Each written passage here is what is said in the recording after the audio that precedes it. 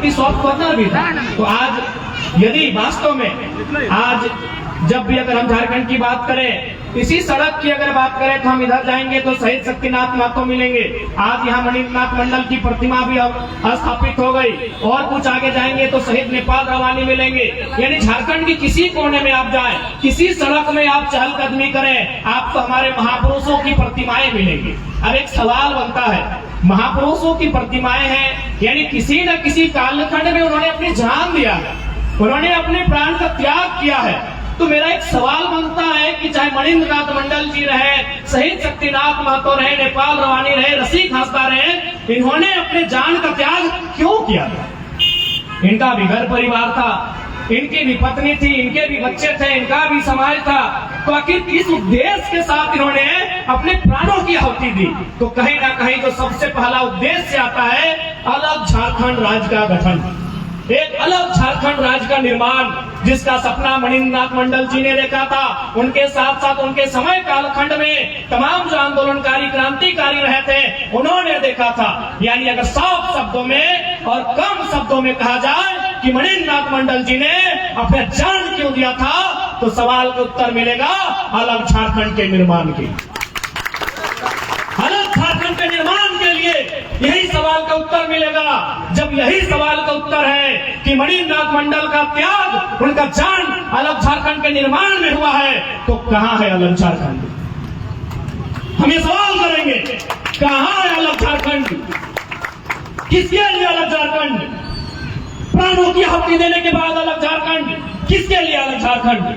आज चूंकि हमारे सामने छोटे छोटे बच्चे ज्यादा संख्या में है, हमारी बहनें, हमारे भाई जो आज 5वीं 6वीं 7वीं 8वीं क्लास में पढ़ते हैं, मैं इन्हीं से शुरुआत करता हूं कि झारखंड किनके लिए बना था? झारखंड इसलिए बना था कि आज जो लोग 5वां में पढ़ते हैं, जो लोग 10वां में पढ़ते हैं, जो कॉलेज में पढ़ते हैं, जो ग्रेजुएट में पढ़ते हैं, आने वाले दिन इस राज्य की नौकरियों में उनको प्राथमिकता मिलेगी।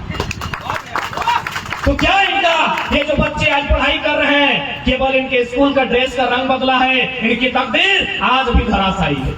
आज ये लोग यहाँ स्टेज में परफॉर्मेंस किए, हमने बधाई दिया। ये लोग 10वीं में 12वीं में 80% 90% नंबर लेकर आते हैं, हम लोग बधाई देते हैं, हम लोग सोशल मीडिया में शेयर करते हैं। हमें भी अच्छा लगता है कि मेरी बहन ने 10वां में 80 नंबर लाया, 12वां में 95% लाया। लेकिन 5 साल बाद वही बहन, वही भाई उदास हो जाता है, क्योंकि नियोजन नहीं है, क्योंकि हमारे पास नियुक्तियां नहीं है, हमारे पास पॉलिसियां नहीं है। इसलिए सवाल बनता है कि मणिन्द्रनाथ मंडल ने जो शहादत दिया था अलग राज्य के निर्माण के लिए, अलग राज्य कहां है? कहां है अलग राज्य? इस अलग राज्य का नाम है झारखंड। विधायक है बक्सर का, कहां है अलग राज्य बताइए? इस राज्य का नाम है झारखंड। सांसद है बलिया का, कहां है अलग राज्य? हमको बताइए, बताइए हमको, उत्तर दीजिए। इसी राज्य के साथ साथ छत्तीसगढ़ बना है, इसी राज्य के साथ उत्तराखंड बना है, 2014 में तेलंगाना बना है। मैं कुछ दिन पहले तेलंगाना गया था, वहां के डॉक्टर, अब डॉक्टर लोग पढ़े लिखे होते हैं, क्योंकि लोगों को लगता है कि नहीं लड़का लोग पढ़ा लिखा नहीं है, इन लोगों के पास थॉट्स नहीं है। तो मैं खुद PhD का छात्र हूँ। वहां के एक डॉक्टर से मैं बैठा था, मैंने पूछा मैडम आप कहाँ से हैं? बोला हम तो आंध्र प्रदेश से हैं। बोला तेलंगाना में आप जॉब कर रहे हैं? बोला नहीं ये प्राइवेट सेक्टर है, इसीलिए हम जॉब कर रहे हैं। अगर ये गवर्नमेंट सेक्टर होता तो हमको अधिकार नहीं था तेलंगाना की नौकरियों में, हमें कोई अधिकार नहीं था तेलंगाना की नौकरियों में। हमने पूछा दीदी आप ऐसा क्यों कह रहे हैं? बोला भाई तुम ही बताओ ना, आंध्र प्रदेश से तेलंगाना अलग क्यों हुआ? आंध्र प्रदेश के लोग भी तेलुगु बोलते हैं, तेलंगाना के लोग भी तेलुगु बोलते हैं, तो अलग राज्य क्यों मिला?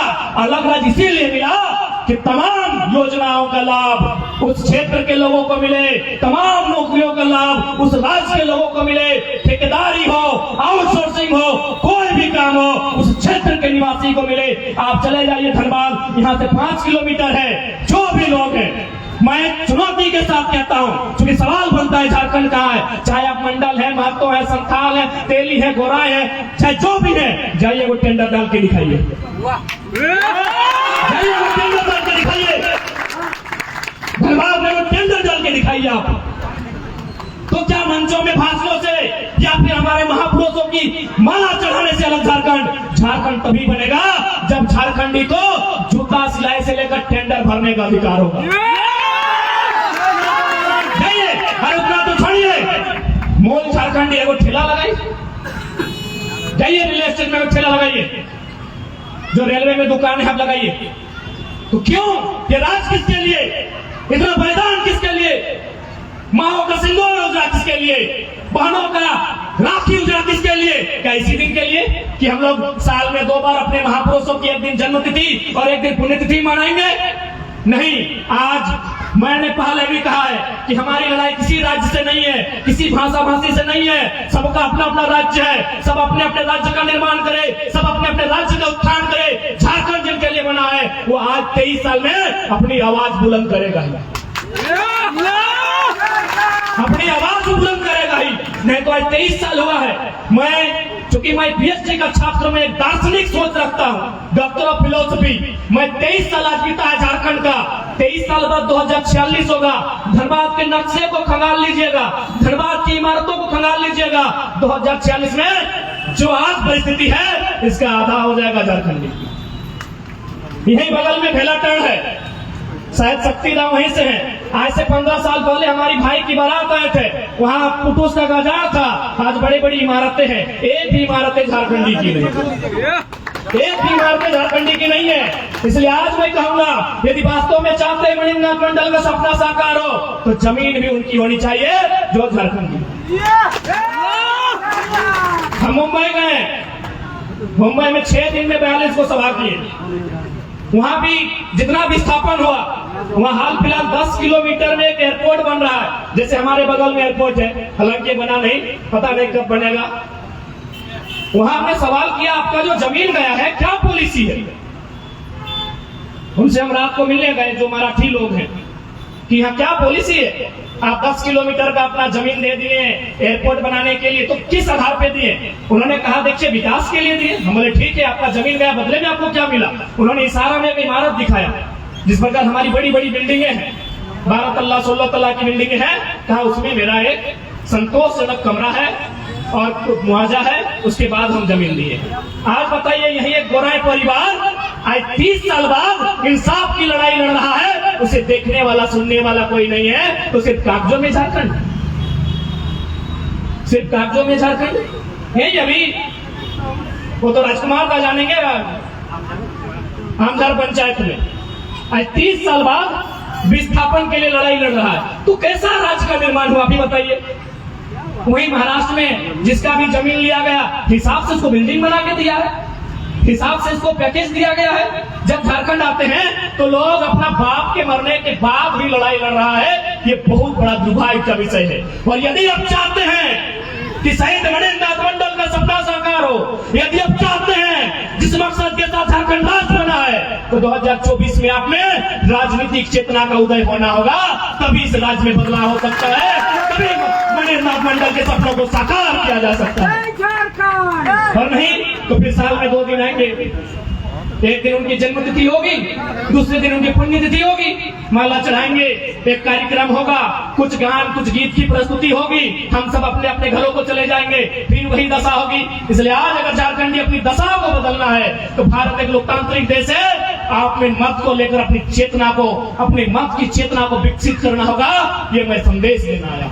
जय झारखंड, जय झारखंड। आज हम लोग भी जब अपने महापुरुषों को पढ़ते हैं, चाहे वो विनोद बाबू रहे, कॉमरेड ए.के. राय रहे, मणिनाथ मंडल रहे, रसिक हासदा रहे, शहीद सत्यनाथ महतो रहे, तो हम लोग भी चिंतन करते हैं कि उन्होंने किस प्रकार त्याग करते हुए, किस प्रकार अन्याय जुल्म का सामना करते हुए इस राज्य का गठन किया था। लेकिन आज उनका सपना कोसों दूर चला गया है। इसलिए आज की युवा पीढ़ी से मेरा संदेश होगा, मेरा विनम्र प्रार्थना होगा, हमारी लड़ाई किसी व्यक्ति से नहीं है, हमारी लड़ाई किसी गैर राज्य से भी नहीं है, हमारी लड़ाई किसी गैर भाषा भाषी से भी नहीं है। हमारी लड़ाई इस बात की है कि जब कागज के टुकड़ों में राज्य मिला है तो धरातल में देने में क्या दिक्कत है? जब कागज के टुकड़ों में हमने दे ही दिया है तो धरातल पे मांग रहे हैं, हम ग्राउंड लेवल पे मांग रहे हैं कि जब आप नक्शे में पर्चा काट के दे दिए कि यहाँ से लेकर यहाँ तक झारखंड है, हम उसी झारखंड को कागज में, इंटरनेट में नहीं, गूगल में नहीं, गांव में जाके खोज रहे हैं। क्योंकि उसी झारखंड का जो भूभाग हमको मिला है उसमें हमको धान लगाना है, हमको फसल लगानी है। उस झारखंड में जो भूभाग जमीन का टुकड़ा हमको मिला है, हम वो जमीन का टुकड़ा तलाश रहे हैं। क्यों? जमीन का टुकड़ा सिर्फ गूगल में है, सिर्फ इंटरनेट में है या धरातल पर है, तो ये जमीन का टुकड़ा हम तलाश रहे हैं कि कहाँ है। मैं उसे ढूंढ रहा हूँ, मैं उसे खोज रहा हूँ। और आज ये खोज प्रत्येक झारखंडी को करनी होगी, नहीं तो एक दिन आप इसी मिट्टी में शरणार्थी होंगे। मेरी बात को लिख के रखिएगा। जय झारखंड। इसलिए आज इस राज्य का निवासी होने के नाते हमारे महापुरुषों ने जो बलिदान दिया है, उस बलिदान का उद्देश्य क्या था, उस बलिदान की पूर्ति के लिए आज इस कालखंड में हम क्या कर सकते हैं। क्योंकि ये आंदोलन जो आज आगाज हुआ है, भले साधारण छात्रों ने आगाज किया है, लेकिन ये आंदोलन असाधारण है। आंदोलन करने वाले नौजवान साधारण हैं, लेकिन ये आंदोलन असाधारण है। असाधारण इसलिए है कि इस आंदोलन का चर्चा दिल्ली में है, इस आंदोलन का चर्चा लद्दाख के सांसद के पास है, इस आंदोलन का चर्चा बिहार के मुख्यमंत्री माननीय नीतीश कुमार के पास है। तभी तो वहां भी जाकर उन्होंने 60-40 लगाया था। झारखंड में 60-40 चल रहा था। मुख्यमंत्री आए, मिले, बोला क्या माजरा है, बोला यहाँ 60-40 है। बोला भाई भाई है तो वहां भी 60-40 कीजिए। इन्होंने वहां भी जाके 60-40 किया। आपको मालूम है ना क्यों? इस आंदोलन के कारण। इस आंदोलन पे सबकी नजर है। आप देख सकते हैं भारतीय जनता पार्टी, जिसको हम लोग अक्सर कहते हैं, यहाँ हमेशा झारखंडियों को नीचे रखा जाता है, जो गैर झारखंडी है उनको प्रमोट किया जाता है। अमर बावरी और जेपी पटेल को खोज के निकाला है। ये आंदोलन का असर है, ये आंदोलन का असर है। इससे पहले कहे नहीं, अमर बावरी तो इससे पहले भी थे, जेपी पटेल भी इससे पहले थे, कहे नहीं। सवाल बनता है कि नहीं? आज ही क्यों? This is the power of movement. ये आंदोलन की देन है मेरे साथियों। एक दुनिया की सबसे ताकतवर पार्टी समझ रही है कि झारखंड में क्या हो रहा है। झारखंड में झारखंडियत की भावना हिलोर मार रही है। ये दुनिया की सबसे बड़ी ताकतवर पार्टी समझ रही है, लेकिन यदि झारखंड के लोग नहीं समझेंगे तो ये दुर्भाग्य होगा। आज बहुत सारे लोग विवाद की स्थिति उत्पन्न करते हैं। पहली बात मैं क्लियर करना चाहूंगा, ये लड़ाई किसी राज्य के विरोध नहीं है। ये लड़ाई इस बात की है कि जब आपसे ही कटके हमने एक अलग राज्य का टुकड़ा लिया।